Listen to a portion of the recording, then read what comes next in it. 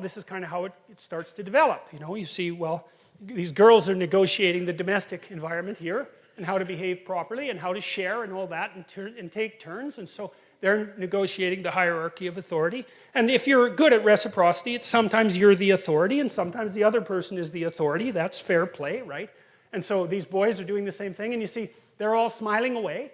And so it looks like aggressive behavior, and people who are not very attentive and who are paranoid and who don't like human beings confuse this with aggression, and they forbid it at schools, which is, you know, I know when my kids were going to school, for example, this was quite a while ago now, they were forbidden to pick up snow on the off chance they might throw a snowball. And we know how terrible that is. So what I told my son is that he was perfectly welcome to pelt any teacher he wanted to in the back of the head with a snowball, as long as he was willing to suffer the consequences of doing it. And I don't know if he ever did, but he was certainly happy with the idea, which made me very happy about him. So, yeah. So, you know, kids need to do this. They really, really seriously need to do this. It's what civilizes them. And that needs to happen between the ages of 2 and 4, because if they're not civilized by the time they're 4, then you might as well just forget it. And that's a horrible statistic, but it's unbelievably well borne out in the relevant developmental literature. Like, there's lots of aggressive 2-year-olds, most of them are male. And if they stay aggressive past the age of 4, they tend to be lifetime aggressive. They make no friends, they're outcasts, they're much more likely to end up antisocial, criminal, delinquent, and in jail.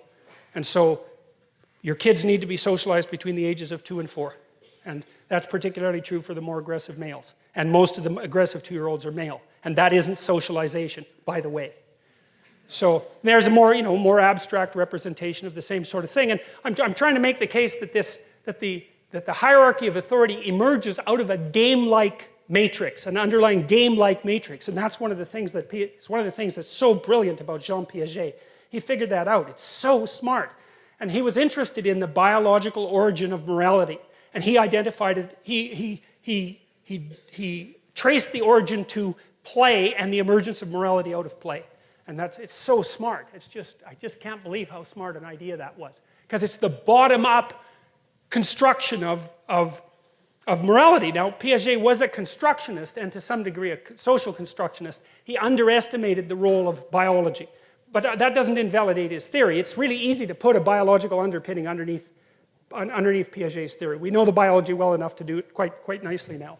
So, I mean, the fact that Panksepp, for example, could identify the play circuit is a really good start with that, right? Because play has been around so long that we have a circuit that's dedicated to it. And so that's a very, very ancient issue.